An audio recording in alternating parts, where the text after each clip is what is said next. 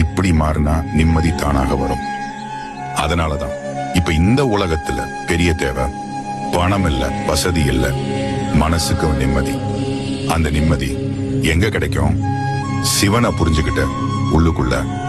அவர் கோவிலுக்குள்ள இல்ல, அவர் சத்தத்துக்குள்ள இல்ல, அவர் உங்க அமைதிக்குள்ளதான். நீங்க ஒரு நாளைக்கு சில நிமிஷம் உங்க மனசோட உட்கார கத்துக்கிட்டாலே அதுதான் சிவ வழிபாடு. அதுதான் இந்த காலத்துக்கு மிக அவசியமான வழி. சிவன் அவசரம் இல்லாதவன். இந்த ஒரு உண்மை பல பேருக்கு ரொம்ப கடினமா இருக்கும். ஏன்னா இப்ப இருக்கிற மனிதன் அவசரத்துலதான் வாழ்றான்.